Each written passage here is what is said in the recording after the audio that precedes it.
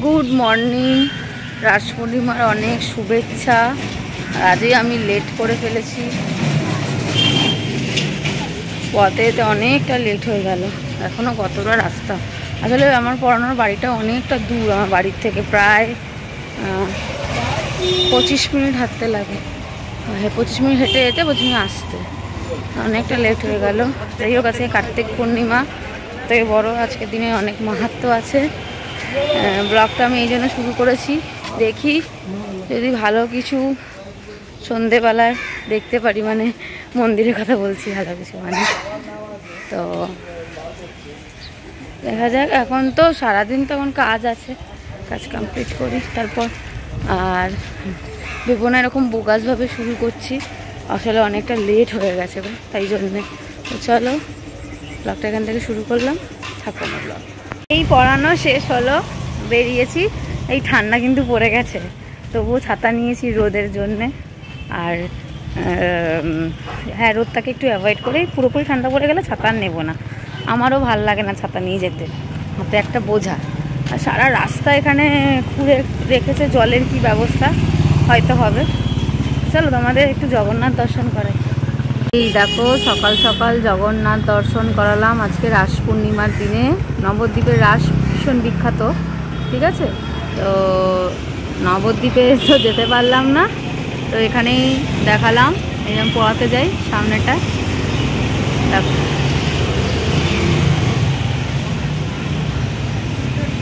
সখীরা মানে বিয়ার সখা হলো।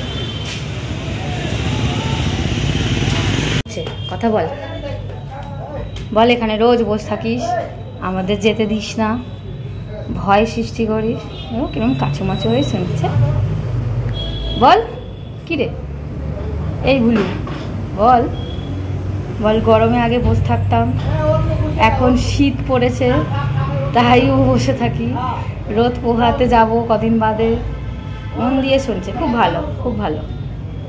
রাস পূর্ণিমা আজকে, তো আমার বাড়িতে আজকে বেশ ভালো করে পুজো হচ্ছে, ভগবানকে ওই যে একটু সিন্নি নিবেদন করা হচ্ছে। তো আমি তো বাড়িতে নেই, তাই এখানেই একটু শেয়ার করছি আপনাদের সাথে। হ্যাঁ, তোমাদের সাথে আপনি বলছি আবার, ওই খেয়ে গেছে টিকটিকি মনে হয়।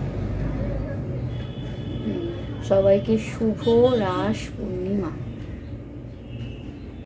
শীত পড়ে গেছে, আর আমার তো ভাতের থেকে বেশি রুটি ভাল লাগে। আর শীতকাল, এখন আমি রুটিটাই আমি খুব প্রেফার করব।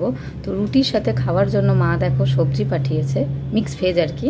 ফুলকপি আছে, বাঁধাকপি আছে, বরবটি আছে, আরও অনেক কিছু, কুমড়ো আলু সব দিয়ে একটা মিক্স ভেজ করেছে। আমি না এটাকে ঘ্যাট বলি। তো এটা দিয়ে রুটি খাবো। তো চলো খেয়ে নিই, লাঞ্চটা করে নিই। এতটা সবজি আমার লাগবে না, কেন এত সবজি দেয় আমি জানি না। ঠিক আছে, চলো খেয়ে নিই। Good evening. জাস্ট এক্ষুনি একটু 5 মিনিট মতো সময় পেলাম, এই ভাবলাম আসি, মানে সুযোগ পেলাম তোমাদের সামনে আসার, যে একটু কথা বলি।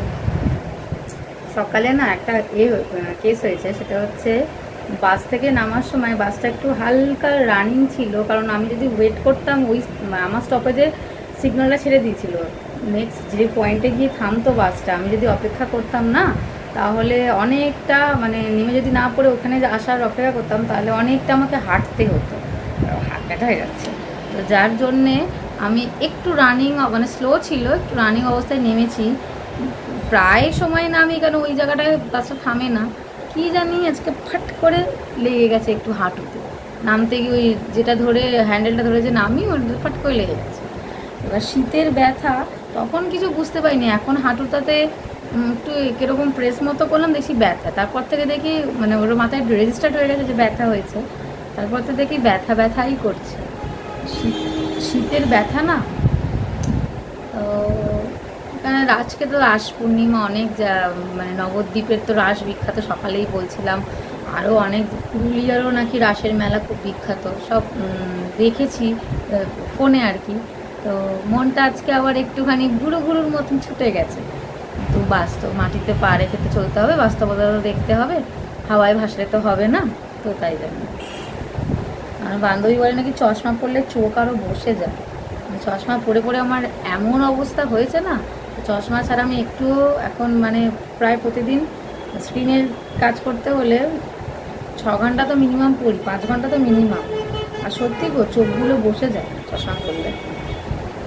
তো আলতু ফালতু কথা বলছি, মুখের কি অবস্থা, তেল মানে ক্রিম মেখে এসেছি, তেলু তেলু হয়ে গেছে মুখটা, চুল কত পড়ছে, এত কম চুল আমার ছিল নাকি কি জানি, কেমন একটা হয়ে যাচ্ছে।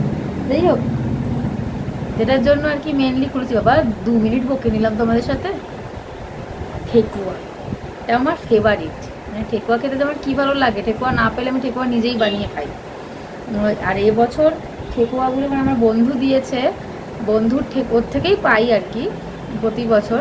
আমার বন্ধুর ঠেকুয়াটা তো মানে মারাত্মক সুন্দর খেতে হয়েছে। আর আমার বান্ধবীর অফিস থেকে আবার ঠেকুয়া পেয়েছে, আমাকে দিয়েছিল। আমি তো সব কিছুতেই চেষ্টা করি ভাগ বসানোর, না কাকিমা দিত আমাকে, কিন্তু আমি আর কি জোর করে কেড়ে একটা নেওয়ার একটা ব্যাপার আছে। কাকিমা হয়তো ধরো কথার কথা 4টে দিত, আমি সে জায়গায় কেড়ে করে 6টা নিলাম, 2টো ওখানেই বসে খেয়ে এসেছি।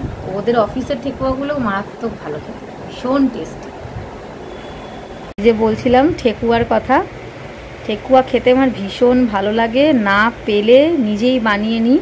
কিন্তু এই বছর ভাগ্যবশত অনেক ঠেকুয়াই পেয়েছি।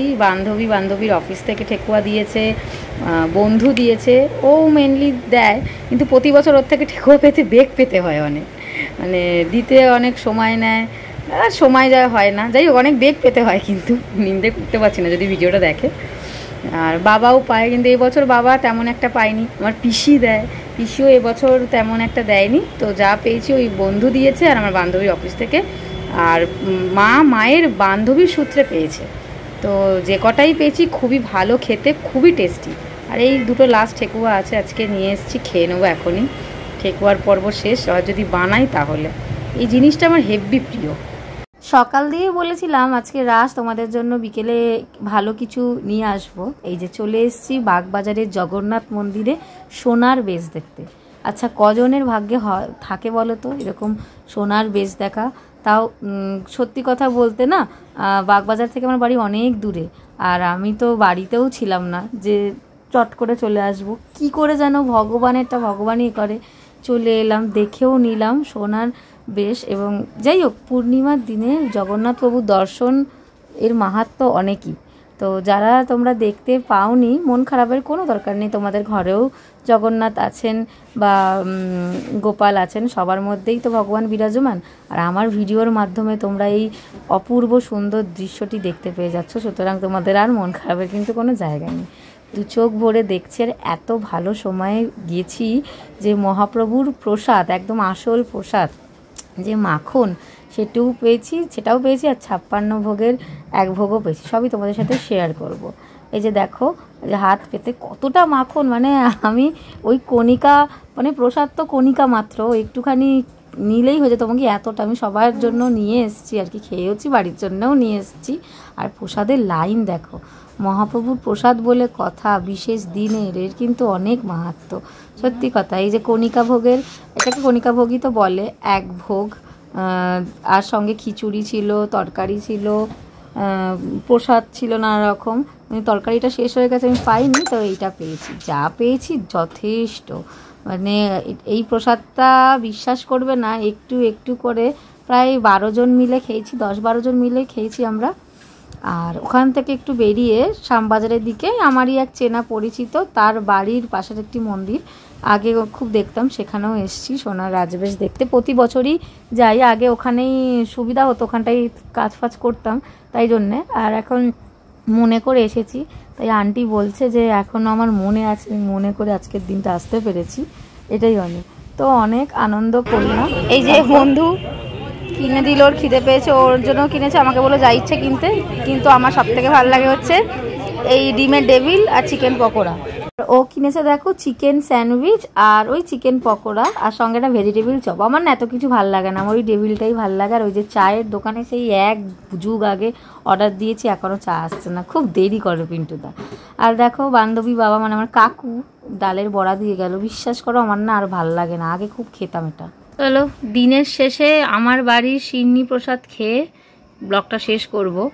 আজকে রাস পূর্ণিমা, তো আমার বাড়িতে আজকে গপুকে সিন্নি নিবেদন করা হয়েছিল, জগন্নাথ দেবও আছেন। তো গপু তো ঘুমিয়ে গেছে, নাহলে দেখাতাম আজকে কি সুন্দর করে সেজেছিল, মালা টালা পরে ভালো লাগছিল, প্রত্যেক দিনই লাগে তবু। যাই হোক, সিন্নিটা খাই, মা বানিয়েছে। সকাল সকাল তো যখন পুজো হয়েছে তখনও আমি ছিলাম না, বললাম সামনের দিকটা একটু ঘুরিয়ে কথা বলি। যখন পুজো হচ্ছে তখন আমি ছিলাম না, বেরিয়ে গেছি, সব শেষ হয়ে গেছে, এখনও রাত হয়ে গেছে, কিন্তু প্রসাদটা তো খেতেই হবে, তাই দেখতে পাইনি। যাই হোক, ঘুমন্ত অবস্থা দেখলাম।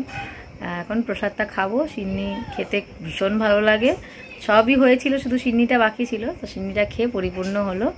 আজকের ব্লগটা আমি এখানেই শেষ করছি। কেমন লাগলো তোমাদের রাস পূর্ণিমার ব্লগ অবশ্যই জানিও, আর ভালো লাগলে আমার চ্যানেলটাকে সাবস্ক্রাইব করে দিও। তাহলে টাটা।